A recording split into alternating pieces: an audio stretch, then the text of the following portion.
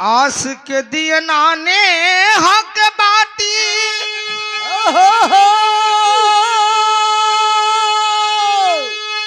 अरे जरी जरी भई खंगा अरे पियावा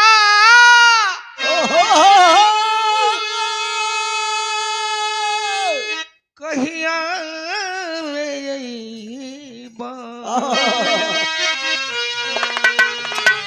अब जीवन भइले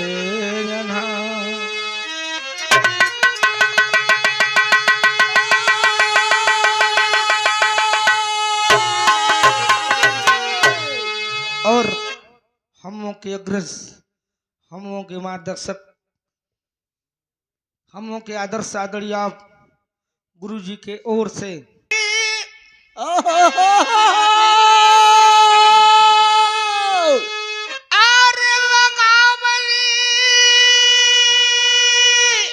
घर में बगिया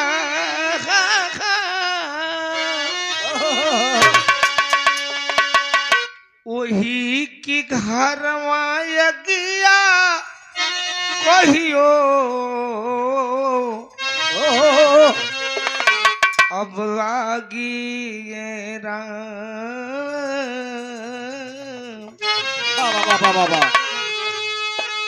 कर्ज में नर्तन मिला जिसको तूने बिसरा दिया, कर्ज में नर्तन मिला जिसको तूने बिसरा दिया, सूद की क्या जिक्र तूने मूलधन भी खा गया, होने वाला है दीवाला ये पाप की दुकान की, ऐ अधम तेरी जिंदगी नीलाम कर दी जाएगी।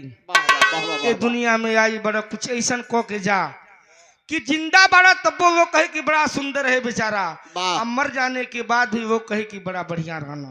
ऐसा ना कि जिंदा पर वो गाड़ी देता अब मरु गए की बात भगवा गाड़ी देता हो पंचो, ऐसा कर्म ना करे चाहिए कहे कि बाका अरे देखी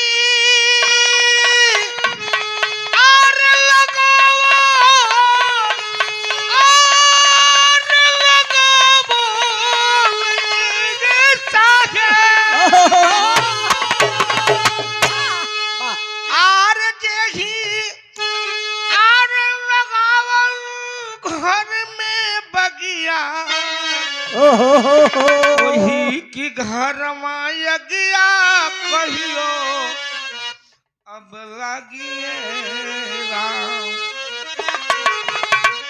आज सब कर यकील मराई आज सब कर वही दिन यकील मराई केहू सुती केहू जागेगा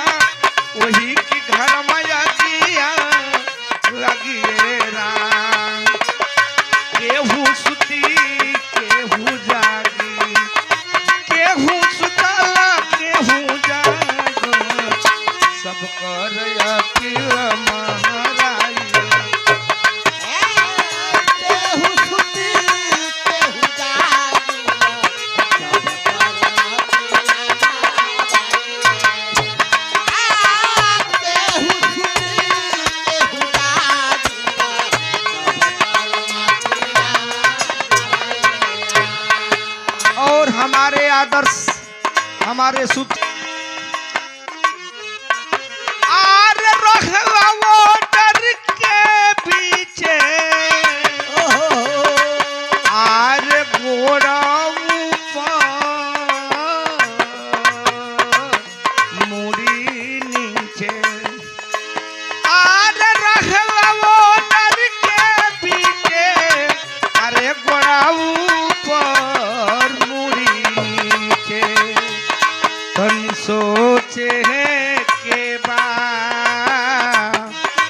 कैसे के ये तना दिनवा जिएला ये राम।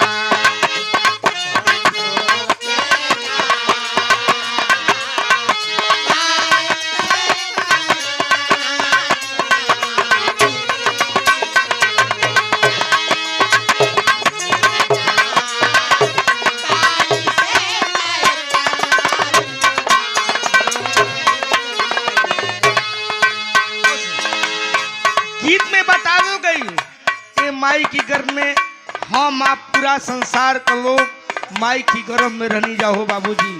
मूड़ी नीचे रहो गोड़ ऊपर रहे। माई की उदर में जब रहनी जा परम पिता परमात्मा से इबादत करनी जा कि हे प्रभु हे परमात्मा ये भव सागर से पार करो।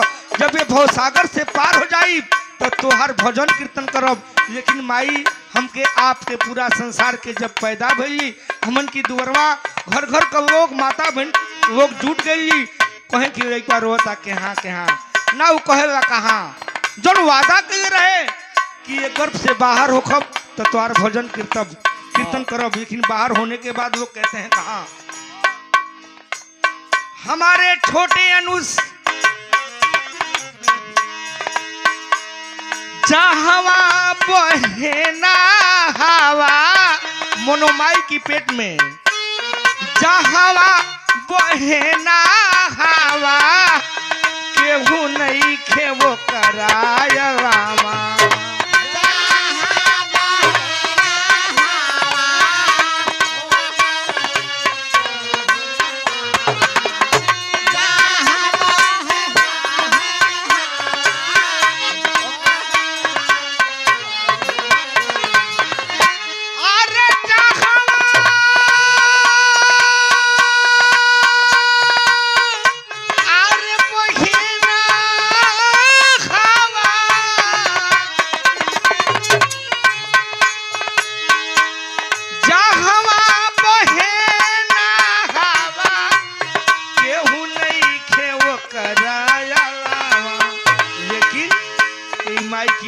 उधर में मल हो मूत्र हो यही में ब्लड हो यही में सब चीज है बाबूजी।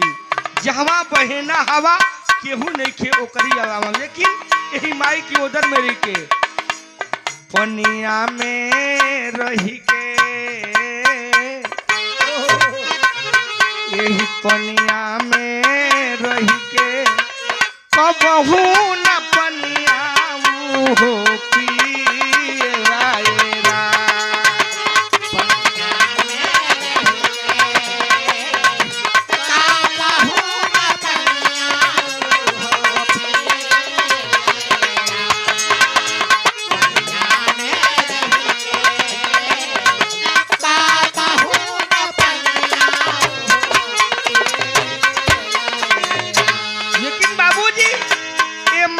उधर के कभी कल्पना कैवस एगो माई की उधर के नदी का दर्जा कभी दिए बा का कहले बा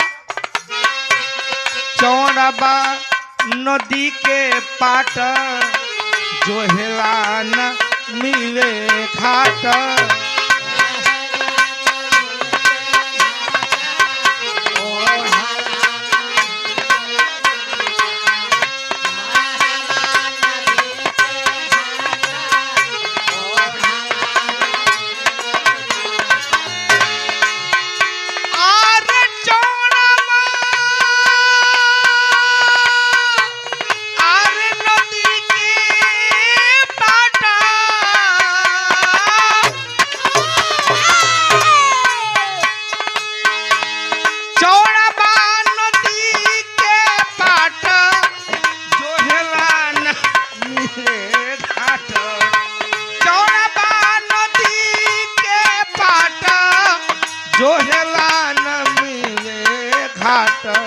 लेकिन कवनी सहारे, अरे कवनी सहारे ओ दरा में ससियाऊ होले रनरा।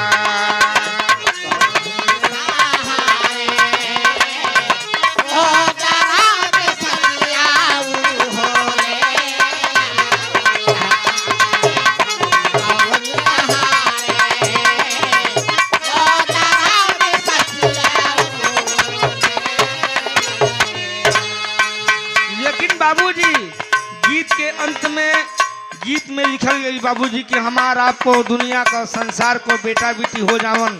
लोग पंडित जी की जाला कहला कि ये पंडित जी हमार बेटा चाहे बेटी कौने नक्षत्र में पड़ल हो। ये बात के एक गीत में लिखल गई। क्या लिखल गई? माहया नक्षत्र लिए दिन 270 जिए।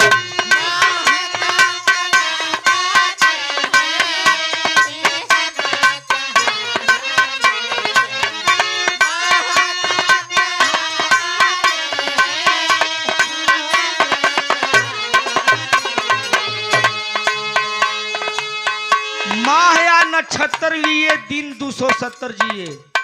270 दिन के मतलब एक महीना में 30 दिन तो 9 महीना में 3 नवा 27। 270 दिन लोग अपने माँ के घर में रहेगा बाबूजी।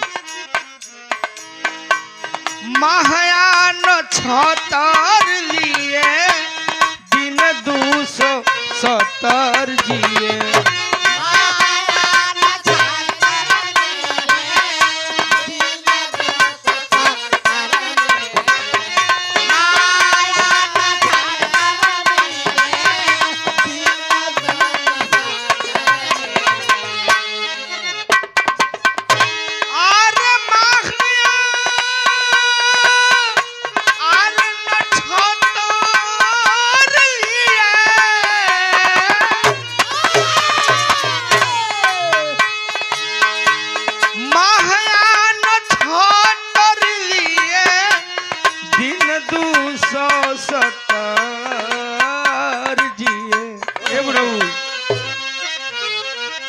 तो हाय रम करनो ना समझे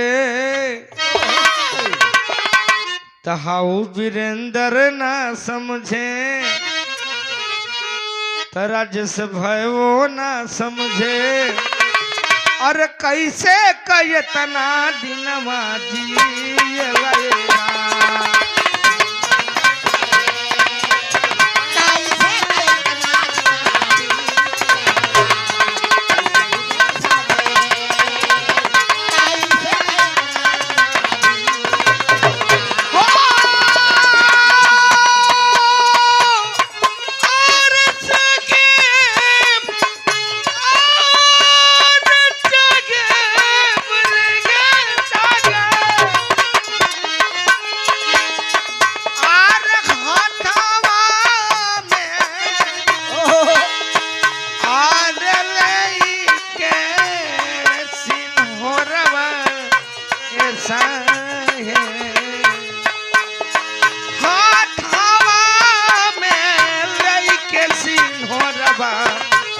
पानी पिया बात हो राम, पानी पिया बात हो राम, पानी पिया बात हो राम, पानी पिया बात हो राम, पानी पिया बात हो राम।